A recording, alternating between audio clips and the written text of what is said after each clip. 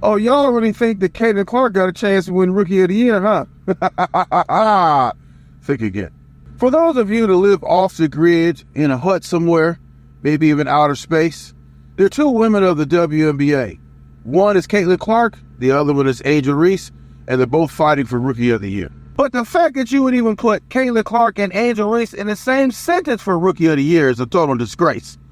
Let me explain. First, let me say this. I'm not a basketball dude. I'm a football guy. I don't even watch men's basketball. So the fact that I'm even paying attention to the WNBA is incredible. So I know that the question you're dying to ask now is, why is it that now you're paying attention to the WNBA, right? The answer is simple.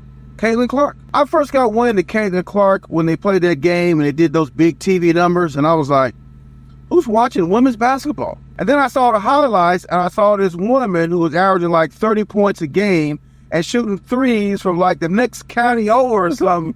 And I was like, damn, she a baller. And that she was Caitlin Clark. I didn't notice at the time. I just found this out the other day. But when she was at Iowa, they built a basketball court in the football stadium, filled the stadium up with 56,000 people just to see Caitlin Clark play. Who else doing that? And look, I know that I was in college, but for the record, Angel Reese ain't never filled no football stadium. Just say. And speaking of Angel Reese, do you know how I found out about her?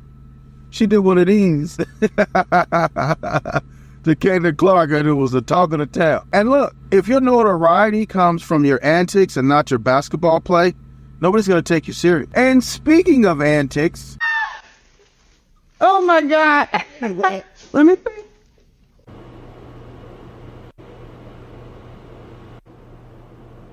This is who they put next to Caitlin Clark for Rookie of the Year? Really? Okay, so let me get this straight.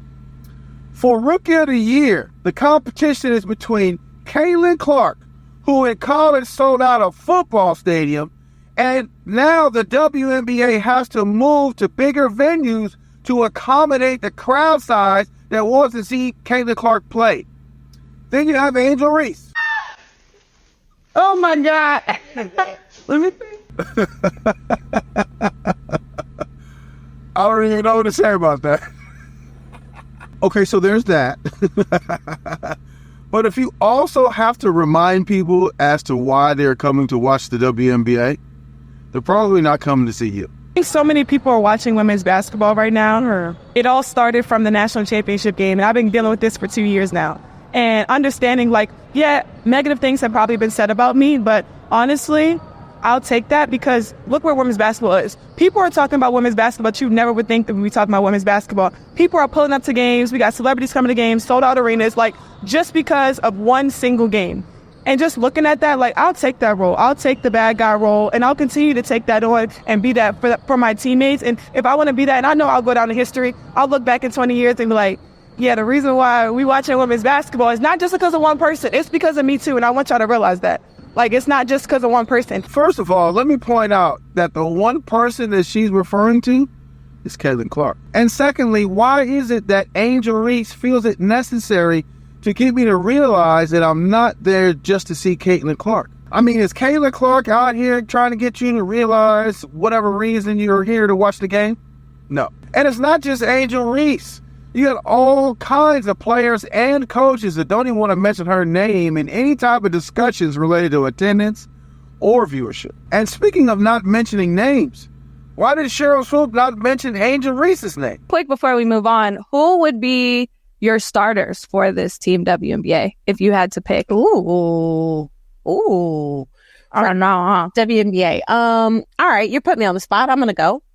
I'm going DeWanna Bonner. Okay. Let me keep going. Arike Gumbawale. Mm-hmm. Nneka Ogwumike. Mm-hmm. I like it. Caitlin Clark. Mm-hmm. And Dejanay Carrington. Oh, my bad. She's not on here. I'm gonna go. Ooh, Kayla McBride. Okay. Or Alicia Gray. One of those two. Good one. That is tough, though. Now, again, I'm a football guy. I don't know anything about basketball. But you got a WNBA legend, Cheryl Swoops, that says that Angel Reese shouldn't even start on the All-Star team.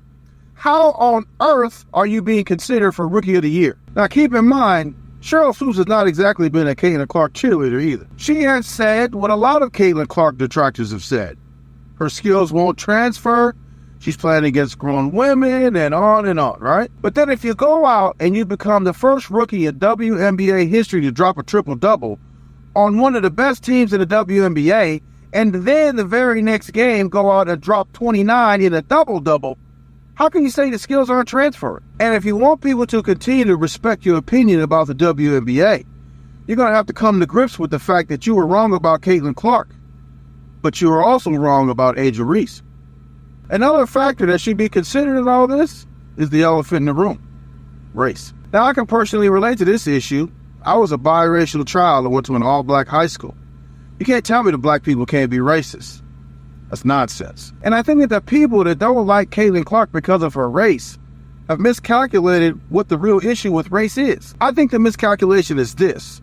Certain women of the WNBA think that Caitlin Clark's massive attention somehow cheapens the efforts of the women prior to Caitlin Clark's arrival. Certain black players of the WNBA have been quoted as saying that they don't get the recognition they deserve and that their efforts are somehow discounted. But is that true? And if that's your opinion, could it also be true that that's why you're pushing Angel Reese for Rookie of the Year? Let's analyze that for a second. According to the Pew Research Center, 62% of single-race white people say that they have a lot in common in the U.S. with people who are white. Yet about 1 in 10 or fewer say that they have a lot in common with people who are black, Asian, or American Indian. Why is this important? Because in the same way that we saw an influx of black people watching golf and tennis during the Tiger Woods and the Serena Williams era, we are seeing now in the Caitlin Clark era. So if you have a white player in a majority black sport and 62% of the majority of the U.S. population can relate to her, what do you think is going to happen to the numbers? And then you got people like me who aren't even white, who just like to see a generational player ball out. I mean, the effect of that is astronomical. Now, if you're one of the ones that feels slighted behind the newfound WNBA Caitlin Clark attention, you might be inclined to say or do something about it. Like what? Angel Reese, fans know she's a point away from the double-double. Got fouled down low. These fans are so smart here in Chicago. They all rose to their feet, urging for the entry fee down low to try to extend the double-double streak to 14 in a row. She's at 9 points, 13 rebounds, and here's potentially the clutchest of double-doubles to come if she can knock it down.